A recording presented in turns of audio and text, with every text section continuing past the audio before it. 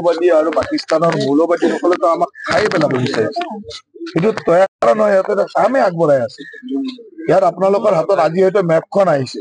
এই কথাবিলাক যেতিয়া আমি আগতে কৈ থাকো তেতিয়া আপোনালোকে বিশ্বাসে নকৰে।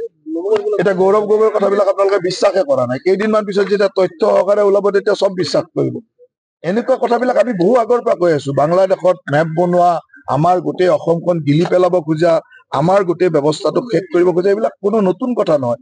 আজি মেপখন আপোনালোকৰ হাতত পৰিছে কাৰণে আপোনালোকে তাক প্ৰশ্ন কৰিছে। কাইলৈ গৌৰৱ গগৈৰ তথ্য হাতত পৰিলেও প্ৰশ্ন কৰিব। কিন্তু আমিতো আগৰ পৰাই কৈ আছো, কৈ থাকিলে বিশ্বাস নকৰে মানুহে। ব্যৱস্থাটো আইনে ল'ব, ব্যৱস্থা আইনে ল'ব। ৰাইজক সজাগ কৰা, ৰাইজৰ আগত কথা কোৱাটো আমাৰ দায়িত্ব, আমি কৈ দিছো। গতিকে আপোনালোকে গৌৰৱ গগৈটো বিশ্বাস কৰি লওক, নহলে বৰ দিগদাৰ। পিছত আকৌ এনেকুৱা মেপ ওলাব, কাগজ ওলাব, তেতিয়া আকৌ আপোনালোকে ক'ব আমি এইটো ভাবাই নাছিলো এনেকুৱা কথা। গতিকে এইবিলাক বাংলাদেশৰ জেহাদী, পাকিস্তানৰ জেহাদী, মৌলবাদী, এইবিলাকে অসমখন গিলিব চেষ্টা কৰি আছে। আৰু গম নোপোৱাকৈ আমাৰ বহুত মানুহে এই ট্ৰেপত সোমাই গৈ আছে। বহুত মানুহে সহযোগ কৰিছে। সেই সহযোগীবিলাকক এতিয়াতে আমি আইডেন্টিফাই কৰিব লাগে। আপোনালোকক কৈ থাকিলে কাগজ পত্ৰবিলাক বিশ্বাস কৰিব, আমি এনেকৈ নাথাকো। কৈ থকা কথাখিনি বিশ্বাস কৰিলে ইয়াৰ সমাধানটো সোনকাল হ'ব, আৰু বিশ্বাস নকৰিলে ইয়াৰ সমাধানটো দেৰিলৈকে হ'ব, আৰু আমি কেতিয়াবা তাৰ ভুক্তভোগী হ'ব লাগিব। ক'লে হ'ল, কাগজ কেইখন লৈ ক'লে হ'ল। পুতেক জীয়েকৰ পাছপৰ্টখন ওলাই দেখাই দিলে হ'ল। পাছপৰ্টখন চিম্পুল কথা এটা। তেওঁক ইমান কৈ থাকিব লাগে? নিজৰ ল'ৰা ছোৱালীটোৰ পাছপৰ্ট দুখন দেখাই দিলে হ'ল। তাত গভৰ্ণমেণ্ট অফ ইণ্ডিয়া লিংকৰ আছে নে বেলেগ গুচি দিয়া নাই? তেওঁৰ ঘৈণীয়েকে দৰমহা পাকিস্তানৰ পৰা ইণ্ডিয়াৰ পৰা লয়, দেখাই দিলে হ'ল। মই ইণ্ডিয়াৰ চিম্পুল কথা। তেওঁ পাকিস্তান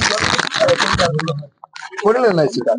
আমি কৈ থাকোতে আপোনালোকে মানে এনেকুৱা একাংশ মিডিয়াই বজাইছে তেওঁ যোৱা নাই। তেওঁ যোৱাটো আপোনালোকেও বিচৰা নাই।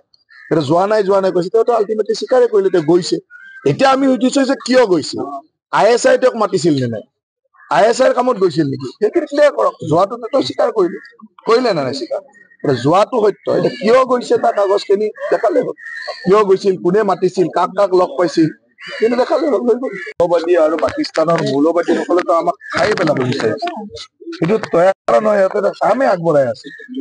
ইয়াত আপোনালোকৰ হাতত আজি হয়তো মেপখন আহিছে। এই কথাবিলাক যেতিয়া আমি আগতে কৈ থাকো তেতিয়া আপোনালোকে বিশ্বাসে নকৰে। এতিয়া গৌৰৱ গগৈৰ কথাবিলাক আপোনালোকে বিশ্বাসে কৰা নাই। কেইদিনমান পিছত যেতিয়া তথ্য সহকাৰে ওলাব তেতিয়া চব বিশ্বাস কৰিব। এনেকুৱা কথাবিলাক আমি বহু আগৰ পৰা কৈ আছো। বাংলাদেশত মেপ বনোৱা, আমাৰ গোটেই অসমখন গিলি পেলাব খোজা, আমাৰ গোটেই ব্যৱস্থাটোক শেষ কৰিব খোজা, এইবিলাক কোনো নতুন কথা নহয়। আজি মেপখন আপোনালোকৰ হাতত পৰিছে কাৰণে আপোনালোকে তাক প্ৰশ্ন কৰিছে। কাইলৈ গৌৰৱ গগৈৰ তথ্য হাতত পৰিলেও প্ৰশ্ন কৰিব। কিন্তু আমিতো আগৰ পৰাই কৈ আছো, কৈ থাকিলে বিশ্বাস নকৰে মানুহে। ব্যৱস্থাটো আইনে ল'ব, ব্যৱস্থা আইনে ল'ব। ৰাইজক সজাগ কৰা, ৰাইজৰ আগত কথা কোৱাটো আমাৰ দায়িত্ব, আমি কৈ দিছো। গতিকে আপোনালোকে গৌৰৱ গগৈটো বিশ্বাস কৰি লওক, নহলে বৰ দিগদাৰ। পিছত আকৌ এনেকুৱা মেপ ওলাব, কাগজ ওলাব, তেতিয়া আকৌ আপোনালোকে ক'ব আমি এইটো ভাবাই নাছিলো এনেকুৱা কথা। গতিকে এইবিলাক বাংলাদেশৰ জেহাদী, পাকিস্তানৰ জেহাদী, মৌলবাদী, এইবিলাকে অসমখন গিলিব চেষ্টা কৰি আছে। আৰু গম নোপোৱাকৈ আমাৰ বহুত মানুহে এই ট্ৰেপত সোমাই গৈ আছে। বহুত মানুহে সহযোগ কৰিছে। সেই সহযোগীবিলাকক এতিয়াতে আমি আইডেন্টিফাই কৰিব লাগে। আপোনালোকক কৈ থাকিলে কাগজ পত্ৰবিলাক বিশ্বাস কৰিব, আমি এনেকৈ নাথাকো। কৈ থকা কথাখিনি বিশ্বাস কৰিলে ইয়াৰ সমাধানটো সোনকাল হ'ব, আৰু বিশ্বাস নকৰিলে ইয়াৰ সমাধানটো দেৰিলৈকে হ'ব, আৰু আমি কেতিয়াবা তাৰ ভুক্তভোগী হ'ব লাগিব। ক'লে হ'ল, কাগজ কেইখন লৈ ক'লে হ'ল।